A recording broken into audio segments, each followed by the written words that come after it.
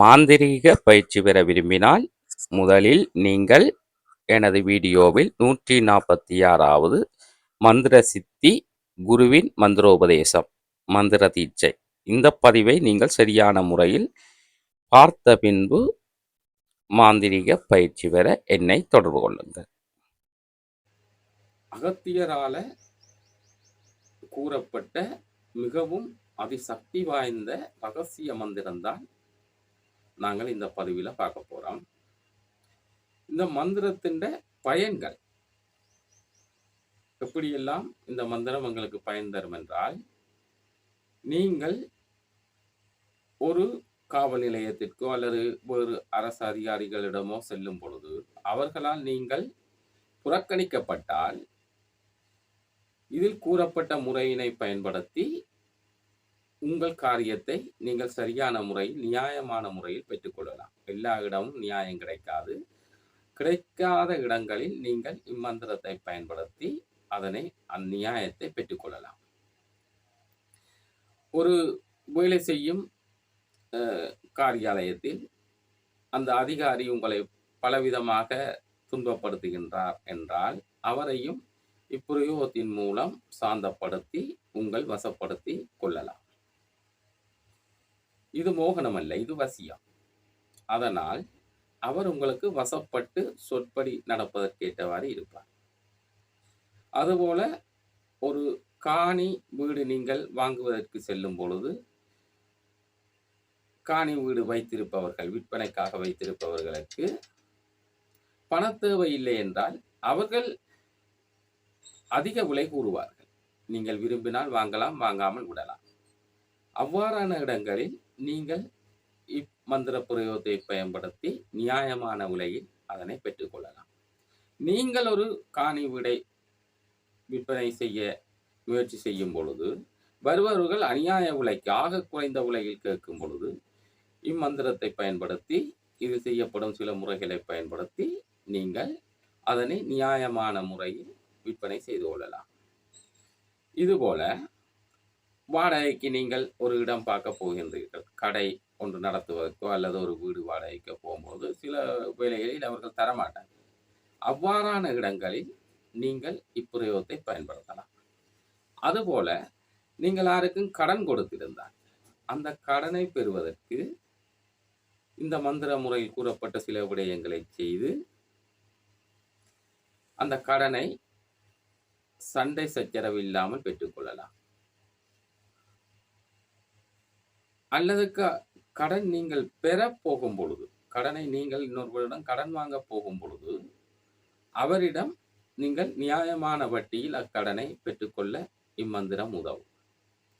அதுபோல பிரிந்த கணவனை மனைவி தேடி செல்லும் பொழுது அவர் இல்லாத கதையெல்லாம் சொல்லுவார், புறக்கணிப்பார்.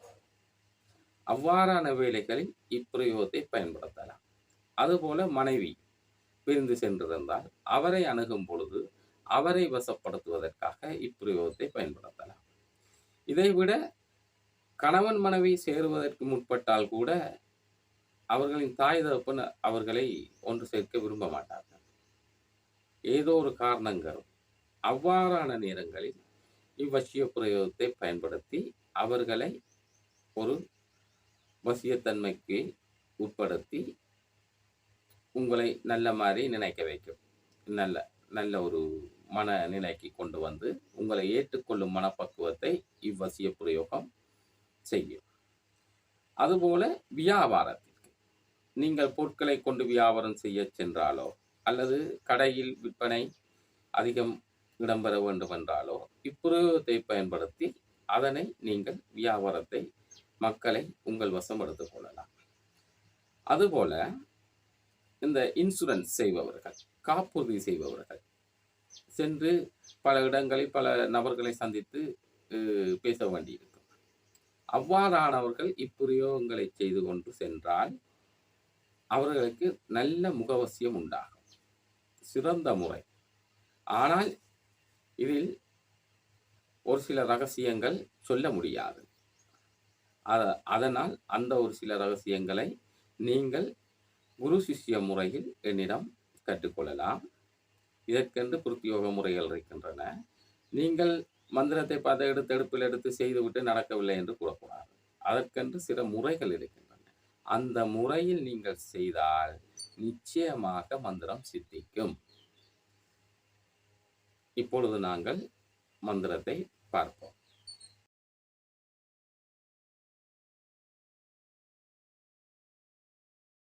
ஓம் நமோ பகவதி ஆதிதேவி சிங்கவாகினி ஜெகன்மோகினி ஐயும் கிளியும் சவ்வும் அவ்வும் பவ்வும் என்முகம் பொன்முகம் என்முகம் ராஜமுகம் என்முகம் கண்ட சகலசனமும் என் வசமாகவே சிவா. இதுதான் மந்திரம். நீங்கள் செய்யும் பொழுது சரியான முறையில் ஓம் நமோ பகவதி ஆதிதேவி சிங்கவாகினி ஜெகன்மோகினி ஐயும் கிளியும் சவ்வும் அவ்வும் பவ்வும் உங்கள் பெயரை இட்டுக்கொள்ள வேண்டும். இட்டுக்கொண்டு ஆகிய என்முகம் பொன்முகம் என்முகம் ராஜமுகம் என்முகம் கண்ட சகல சனமும் என் வசமாகவே சிவா. இவ்வாறு உங்களுக்கு செய்து கொள்ள வேண்டும். நீங்கள் வேறொருவருக்கு செய்து கொடுக்க வேண்டுமென்றால் ஓம் நமோ பகவதி ஆதிதேவி சிங்கவாகினி ஜெகன்மோகினி ஐயும் கிளியும் சவ்வும் அவ்வும் பவ்வும் இன்னான் மகன் இன்னான் அல்லது இன்னாள் மகள் இன்னான் ஆண் பெண் இருவருக்கேற்றவாறு நீங்கள் மாற்றி அமைத்துக் கொள்ள வேண்டும். ஆகியவரின் முகம் பொன்முகம் பெயரை மீண்டும் உச்சரிக்க வேண்டும். இன்னான் மகன் இன்னான் என்று சொல்ல தேவையில்லை. அவரின் பெயரை மட்டும் சொல்லி முகம் ராஜமுகம் அவரின் முகம் கண்ட சகல சனமும் அவருக்கு வசமாகவே சிவா என்று உச்சரிக்க வேண்டும். சகல சனமும் என்று வரும் இடத்தில் அவரை கண்ட அதிகாரி அல்லது அதிகாரிகள் அல்லது அவரை கண்ட வீட்டு உரிமையாளர் அல்லது அவரை கண்ட வட்டிக்காரர் வட்டி கொடுப்பவர் என்று நீங்கள் எதற்காக செய்கின்றீர்களோ அதற்கேற்றவாறு மாற்றி அமைத்துக் கொள்ள வேண்டும். வியாபார நிலையத்தில் நீங்கள் விற்பனையாளராக இருக்கின்றீர்கள் என்றால் இன்னாரை கண்ட அவரின் முகத்தை கண்ட சர்வசனம் அவருக்கு வசமாகி நிற்க சிவா, வசமாகவே சிவா என்று நீங்கள் மந்திரத்தை எவ்வாறு நான் கூறினேனோ அவ்வாறு மாற்றி அமைத்து நீங்கள் பெயர்களை இடத்துக்கேற்றவாறு மாற்றி அமைத்து உச்சரிக்க வேண்டும். இதற்கு நீங்கள் மந்திரத்தை சரியான முறையில் முதலில் விக்னேஸ்வர பூசை செய்து குரு பூசை செய்ய வேண்டும்.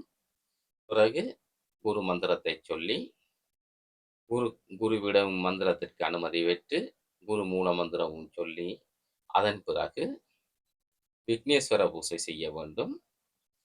அதன் பிறகு சாப நிவர்த்தி செய்து பிராண பிரதிஷ்டை செய்து கொள்ள வேண்டும். பிறருக்கு செய்து கொடுக்கும் போது காரிய சாத்திய பிராண பிரதிஷ்டை செய்ய வேண்டும். சத்தியநாம பிராண பிரதிஷ்டை செய்ய வேண்டும். இவ்வாறான முறைகளில் சரியான முறையில் செய்ய வேண்டும். செய்தால் உங்களுக்கு இப்பிரயோகம் மிகவும் பயனுள்ளதாக இருக்கும். நீங்கள் எதிர்பார்க்காத விடயங்கள் உங்கள் கண்முன்னே நடந்தேறுவதை நீங்கள் பார்க்கலாம். நல்ல ஒரு வசியம். இது ஒரு கைகண்ட முறை. அதாவது நாங்கள் பயன்படுத்தி வெற்றி கண்ட முறை. அதனால்தான் நான் இதை கவனமாக உங்களுக்கு தருகிறேன். கவனமாக கையாள வேண்டும். தேவையற்ற நியாயமற்ற தர்மமற்ற முறைகளுக்கு இதை நீங்கள் பயன்படுத்தக்கூடாது. அதனால்தான் இது இவ்வாறான விடயங்களை நீங்கள் குருமுறை மூலம் என்னிடம் பெற்றுக்கொள்ளுங்கள். அதுதான் சரியான முறையாக இருக்கும். இதற்கு இப்பிரயோகம் செய்வதற்கு சில பொருட்கள் தேவை. கடையில் வாங்கலாம். அடுத்து அடுத்ததாக ஒருவருக்கு இதை உள்ளே கொடுக்கலாம். அதற்கு என்னென்ன பொருள் சேர்க்க வேண்டும், என்னென்ன செய்ய வேண்டும் என்ற முறைகளை உங்களுக்கு சரியான முறையில் நான் கற்றுத்தருவேன். நீங்கள் சரியான முறையில் பூசை முறைகளை பழகிக்கொள்ள வேண்டும்.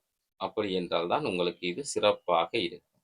இதனை நீங்கள் செய்து கொண்டு வரும்போது இயல்பாகவே உங்களுக்கு பணம் வசமாகிவிடும். தனதானியம் வசமாகிற ஒரு நல்ல ஒரு சிறப்பான ஒரு நன்மை கிடைக்கும். இதனை தெரிந்து கொள்ளுங்கள். இப்பிரயோகத்தை நீங்கள் செய்து கொண்டு வரும்போது, உச்சரித்து கொண்டு வரும்போது உங்களுக்கு தனதானியங்கள் ஆகுஷ்டமாறி உங்களை நோக்கி வந்து உங்களிடத்தில் பெருகத் தொடங்கிவிடும். இது நான் கண்ட உண்மை. இதற்கு ஒரு யந்திரம் இருக்கிறது. அந்த யந்திரத்தை எவ்வாறு பயன்படுத்த வேண்டும், எதில் அதை எழுத வேண்டும் என்று எல்லாம் நீங்கள் அந்த முறைகளை என்னிடம் நேரடியாக கற்றுக்கொள்வதே சிறந்தது. ஏனென்றால் இது மிகவும் ரகசியம், வெளியிடக்கூடாது என்று கூறப்பட்டிருப்பதால் மந்திரத்தையும் அதை செய்யும் முறையும் சொல்லியிருக்கிறேன். எவ்வாறு எதற்கெல்லாம் பிரயோகப்படுத்தலாம் என்றும் கூறியிருக்கிறேன். அதை எவ்வாறு செய்து எதனூடாக எவ்வாறான பொருட்களை பயன்படுத்தி செய்வது என்பதை மறைத்துள்ளேன். நீங்கள் அதனை குரு சிஷ்ய முறையில் பெற்றுக்கொள்ளுங்கள். இப்பொழுது நாங்கள் யந்திரத்தை பார்ப்போம். இதுதான் யந்திரம். இதை எவ்வாறு பயன்படுத்துவது என்பதை நீங்கள் முறையாக என்னிடம் கற்றுக்கொள்ளுங்கள்.